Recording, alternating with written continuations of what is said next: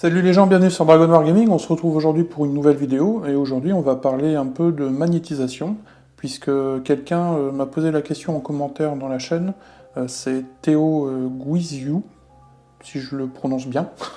Alors Théo m'avait demandé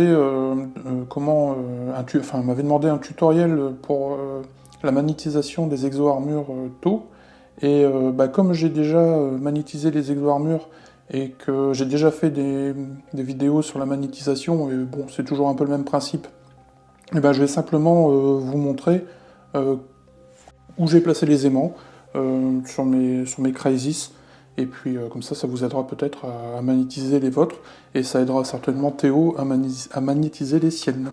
Donc on se retrouve tout de suite sur un autre plan, pour que vous puissiez voir comment j'ai magnétisé mes exo-armures. Voilà, donc on se retrouve avec une armure Crysis que j'ai magnétisée au niveau des armes ici, et d'une arme ici. Donc bon, là j'ai utilisé que des armes, mais évidemment vous pouvez faire exactement la même chose avec les différents systèmes de soutien qui sont disponibles aussi dans certaines grappes d'exo-armure. Donc voilà, j'ai tout simplement placé un aimant ici. Donc là c'était cool parce que avec les Crysis, il y avait une espèce de petite cavité qui était déjà là. Oups. Et du coup j'ai pas eu beaucoup de boulot à faire, j'ai simplement agrandi un tout petit peu le trou pour pouvoir placer l'aimant avec une perceuse à main. Et puis et donc comme je l'ai fait pour des Terminator, donc je vous mettrai un lien vers la vidéo, le petit i apparaîtra là, ou alors ici. Vous aurez le lien vers la vidéo où je magnétise des Terminator Space Marine. Bon, le principe est exactement le même. Il n'y a rien qui change à part juste l'emplacement des aimants. Donc je vous invite à aller voir la vidéo. Vous pouvez aussi aller voir la vidéo de magnétisation d'un Imperial Knight. Comme ça, vous verrez, c'est exactement la même chose aussi, mais en plus gros. Et voilà, donc le principe est exactement le même. Et là, je vais juste simplement vous montrer où j'ai placé les aimants. Donc comme je l'ai fait pour les autres vidéos, j'ai simplement replacé... j'ai placé d'abord mon aimant, après j'ai fait un trou aussi dans l'arme que je souhaite magnétiser. Je place un deuxième aimant sur le premier, après l'avoir collé. Et je viens placer l'arme comme il faut dessus, en pressant un peu, comme ça le deuxième aimant vient se ficher dans le trou que j'ai fait dans l'arme. Donc au préalable, on peut mettre un point de colle ou alors de la green stuff pour assurer un peu la prise, et on attend que ça sèche, et puis c'est tout. Bon là j'ai profité aussi de ce petit ergot là, parce qu'en fait vous voyez de base il vient s'enfoncer là-dedans, donc j'ai profité de ce petit ergot pour créer une espèce de détrompeur, comme ça je peux mettre l'arme, et puis voilà, elle bouge pas trop, ça me permet de bien la positionner, bon c'est pas grand chose, mais c'est un petit plus qui est sympathique. Alors j'ai fait une petite variante pour ce qui était sur le dos. Donc ici, vous voyez, je l'ai placé dans une rainure qui était existante aussi.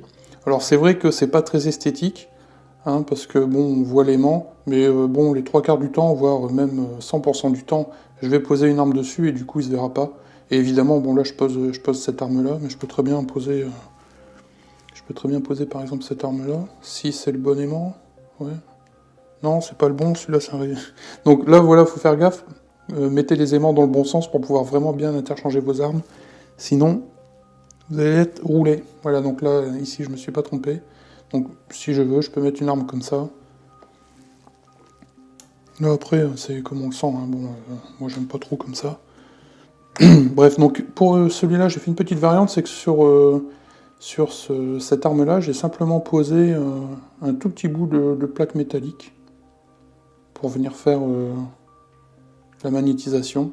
Donc c'est une petite variante que j'ai testée. Si vous voulez économiser des aimants et que vous avez de la plaque métallique assez fine, vous pouvez faire ça, voilà. Et ici, j'ai replacé un autre aimant exactement de la même manière que sur ce bras-là. Et puis c'est tout simple, il n'y a que ça à faire. Et alors après, si vous avez d'autres exo-armures qui sont un peu plus grosses, par exemple, là ça va être compliqué parce que je suis en train de la... Merde. Et heureusement qu'il était fermé. Je suis en train de la peindre, donc forcément, je vais pas pouvoir vous montrer ça de manière optimale. Mais par exemple, pour faciliter le transport, j'ai aussi magnétisé une Riptide de cette manière. Donc là, j'ai claqué un aimant là-dedans. Donc là, la façon dont j'ai placé l'aimant, ça va plus s'apparenter à ce que j'avais fait sur l'Imperial Knight. C'est-à-dire que j'ai rajouté des petits bouts de grappe plastique dedans, dans le trou qui avait une cavité vraiment très grande. Je l'ai bouché d'abord avec des petits bouts de grappe plastique que j'ai collés. Comme ça me permet de combler un peu le vide et puis venir placer ensuite la green stuff dessus pour sceller l'aimant avec un point de colle. Et du coup, donc là, sur la partie... Donc là, je vais pas pouvoir vous le montrer parce que comme je suis en train de le peindre, c'est un peu chelou. Donc j'ai collé un aimant ici. Et comme ça, je vais poser, clac. Voilà. Donc ça, c'est simplement pour pouvoir couper la figurine en deux, parce que la figurine est assez haute, et ça me permet simplement de faciliter le transport. Je pourrais plus facilement ranger les trucs dans une mallette en coupant la figurine en deux, plutôt qu'en la trimballant entièrement. Et pour les bras, donc c'est exactement la même chose. Alors là, est-ce que je vais pouvoir vous le montrer? Oui, donc ici j'ai un bras, et voilà, bim. Donc ici j'ai un bras, donc j'ai collé sur le dessous un aimant, donc j'ai percé évidemment un trou, j'ai collé un aimant qui était beaucoup plus gros pour supporter le poids des armes qui viendront se mettre là. Donc bon là je me souviens plus le nom des armes, mais ça doit être cyclo, éclateur, je sais pas trop quoi. Bref, un gros machin, donc vous voyez ça vient se clipser dessus. J'ai aussi profité d'une petite... vous voyez, il y a un petit euteux là, et là un petit trou. Donc j'ai profité aussi de ce truc là pour venir bien enclencher les deux parties une fois qu'elles sont aimantées. Un peu à la manière du détrompeur que j'ai fait sur la Crysis juste avant. Et il y a cette petite pièce aussi qui est commune aux deux, et du coup moi j'ai juste mis un petit aimant là, et un autre aimant ici. Voilà. Comme ça quand je change d'arme, j'ai juste à enlever cette pièce là, et je viens la remettre comme ça. Donc je vais vous montrer... pour que ce soit plus clair, voilà, donc je viens mettre ça, et puis il y a cette pièce commune aux deux armes qui va se mettre comme ça. J'ai pas bien mis, voilà, comme ça c'est bien mis. Voilà. Alors j'ai pas magnétisé d'autres exo-armures, mais bon, le principe reste toujours le même.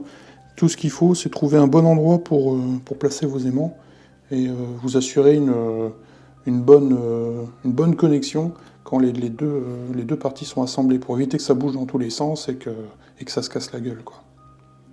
Voilà, donc j'espère que cette petite vidéo répondra à la question de Théo. N'hésite pas Théo à me dire en commentaire si ça t'a plu et si ça te convient. Et puis les autres, mettez les commentaires aussi pour savoir si ça vous a plu, si ça vous a été utile. Et puis si vous aimez la vidéo, un petit pouce, hein, ça fait toujours plaisir. Allez, sur ce les gars, je vous laisse et à très bientôt pour une nouvelle vidéo. Ciao!